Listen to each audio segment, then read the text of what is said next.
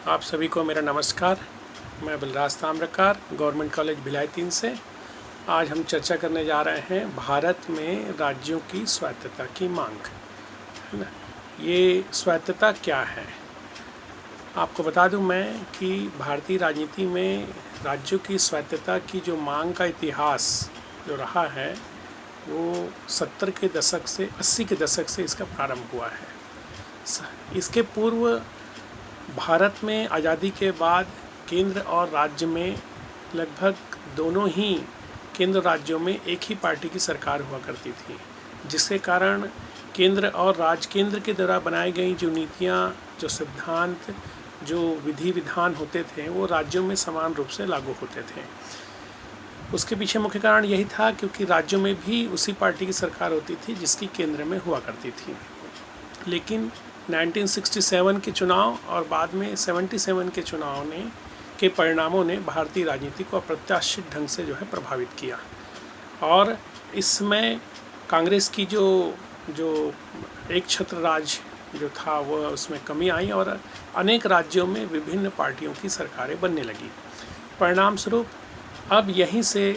हमारे यहाँ केंद्र में सत्तारूढ़ दल अलग और राज्यों में सत्तारूढ़ दल अलग होते थे, इसलिए यहीं से टकराव केंद्र राज्य के मध्य शुरू हुआ और राज्यों की स्वायत्तता की मांग यहाँ बढ़ने लगी। राज्यों की स्वायत्तता का अर्थ क्या है? स्वायत्तता का अर्थ ये है स्वतंत्रता नहीं है, स्वतंत्रता नहीं है, अपितु राज्यों का ये मांगना है कि केंद्र जो है उनके मामलों में आंतरिक मामलों में हस्तक्षेप कम करें और उन्हें संविधान के द्वारा प्रदत्त जो भी उनको शक्तियाँ और सत्ता प्राप्त है उसका निर्बाध और स्वतंत्र रूप से वो उपयोग कर पाएँ और साथ ही साथ वित्तीय मामलों में उनकी निर्भरता केंद्र पर कम से कम रहे। ठीक, ये है। और राज्यों की स्वायत्तता का एक जो है अर्थ ये भी लिया जाता है कि राज्य जो है उन्हें संविधान में प्रदत्त जो भी शक्तियाँ हैं उसका उपयोग अपने ढंग से और अपने तरीक़ों से जन कल्याण, लोक कल्याण में वह अपने तरीक़ों से उन अधिकारों का उपयोग करते हुए नीति निर्माण, योजना निर्माण, कानून निर्माण कर सकें और प्रशासनिक मामलों में, राजनीतिक मामलों में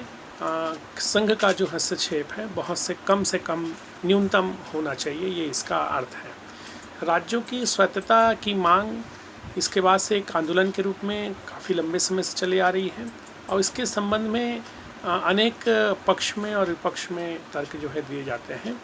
पक्ष में जो तर्क दिए जाते हैं उसका हम अगर विश्लेषण करें तो ये मानते हैं कि सबसे पहला तो ये दिया जाता है कि यह जो मांग है ये स्वतंत्रता नहीं है अपितु स्वायत्तता है और यह संविधान के दायरे में है और संविधान के अनुरूप जो है क्या मांग की जा रही है, इसलिए जायज़ है ये। और दूसरा तर्क ये दिया जाता है कि वर्तमान में हम देख रहे हैं कि लोक कल्याणकारी राज्य की अवधारणा आने के बाद राज्य के कार्यों में अतिशय वृद्धि हुई है, आर्थिक कार्यों में और खासकर ग्रामीण विकास में, आधारभूत संरचना के विकास में और आर्थिक नियोजन संबंधी विषयों में बहुत ज़्यादा इनके कार्यों में वृद्धि हुई है, तो इनकी वित्तीय निर्भरता पूरी केंद्र पर रहने लगी है। इसलिए ये चाहते हैं कि हमें वित्तीय स्रोत अधिक से अधिक प्राप्त हो और हम अपने विषयों में नियम निर्माण करने में हम वित्तीय दृष्टि से भी सक्षम रहें। इसलिए लगातार ये मांग और उठती जा रही है क्योंकि इनकी इच्छा ये है कि वित्तीय स्रोत इनको मिलने चाहिए। तीसरा जो है ये भी इसके पक्ष में तर्क दिया जाता है कि केंद्र और राज्य में प्राय देखा गया है कि सत्तारूढ़ पार्टी अगर भिन्न भिन्न हो तो उससे ये देखने में आया है कि सत्तारूढ़ पार्टी भिन्न अलग अलग होने से एक टकराव की हुई राजनीति होती है और कहीं ना कहीं भेदभावपूर्ण रवैया देखने में आता है, इसलिए भी ये स्वायत्तता की मांग कर रहे हैं। अगला कारण ये है कि जो केंद्र सरकार से प्रतिवर्ष राज्यों को मिलने वाला जो अनुदान है उस अनुदान के वितरण में, आवंटन में भी और उसकी प्रक्रियाओं में भी भेदभावपूर्ण रवैया अपनाया जाता है, ये भी एक बड़ा कारण है। इसका एक और बड़ा कारण, जो सबसे बड़ा कारण ये है कि स्वायत्तता का मुद्दा इसलिए भी है क्योंकि अनुच्छेद 356 जिसके अंतर्गत हमारे यहाँ राष्ट्रपति को राज्यों में राष्ट्रपति शासन स्थापित करने का अधिकार दिया गया है, इसका बहुत ही मनमाना ढंग से और बहुत ही गलत तरीके से इसका जो है मतलब उपयोग किया गया है, और जिससे राज्य जो है बहुत ज़्यादा प्रभावित हुए हैं। तो इसलिए भी ये चाहते हैं कि राज्यों की अपनी स्वायत्तता बनी रहे और केंद्र उनके आंतरिक मामलों में हस्तक्षेप कम करे। एक और तर्क जो है विचारकों के द्वारा दिया जाता है कि यदि स्वायत्तता इनको अधिक दे दी जाएगी तो इससे ये फ़ायदा होगा कि राज्य जो है कि केंद्र पर निर्भरता कम हो जाएगी, राज्य अपने उत्तरदायित्व समझेंगे और राज्य अपने विकास हेतु स्वयं जो है वित्तीय स्रोत और वित्तीय स्रोतों का खोज करेंगे और आप आत्मनिर्भर जो है बनेंगे, जिससे केंद्र की निर्भरता में जो है कमी आएंगी। और एक और कारण तर्क विचारकों के द्वारा दिया जाता है कि राज्य की स्वायत्तता की मांग संघीय शासन प्रणाली के सच्चे स्वरूप के अनुरूप है, क्योंकि संघात्मक शासन व्यवस्था में राज्य मजबूत होते हैं और केंद्र जो है इसमें कमज़ोर होता है और राज्य के मामलों में केंद्र का हस्तक्षेप कम होता है। तो ये संघात्मक जो शासन है उसकी भावना के अनुरूप भी ये व्यवस्था है, ऐसी मानी जाती है। दूसरा, अब आते हैं इसके विपक्ष में क्या क्या तर्क दिए जाते हैं। तो विपक्ष में तर्क ये दिया जाता है कि सबसे पहली बात ये है कि यह संघीय ढांचा कमज़ोर होगा और यह जिससे राज्य ज़्यादा जब स्वायत्तता की मांग करने लगेंगे तो इससे देश की एकता अखंडता भी प्रभावित होने की संभावना भविष्य में हो सकती है। दूसरा तर्क ये दिया जाता है कि राज्य जो है स्वायत्तता की मांग अभी कर रहे हैं, बाद में ऐसा ना हो कि स्वायत्तता आगे जाकर स्वतंत्रता और संप्रभुता उसकी अगली मांग न बन जाए और देश की एकता अखंडता प्रभावित ना हो। ये भी एक बड़ा कारण जो है दिया जाता है।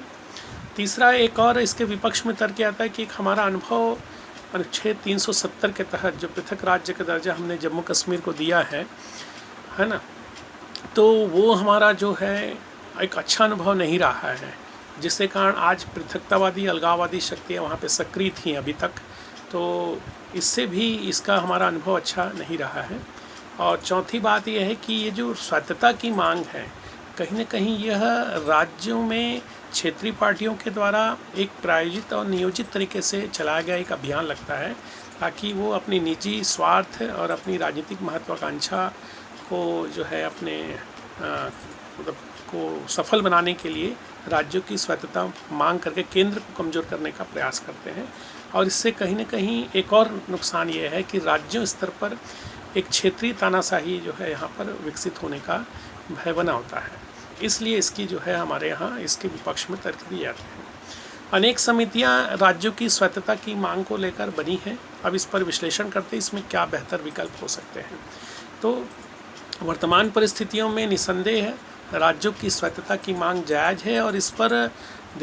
समय सामाजिक आर्थिक परिस्थितियां बहुत तेज़ी से बदली हैं, तो इसके विषय पर हमें पुनर्विचार करना चाहिए और संविधान के दायरे में रहते हुए पुनर्विचार इसमें होना चाहिए।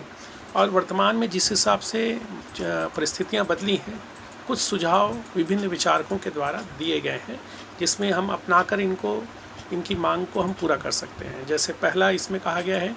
कि जैसे कि ये वाकई वित्तीय रूप से काफ़ी केंद्र पर निर्भर हैं, तो इनको वित्तीय रूप से आत्मनिर्भर बनाया जाए।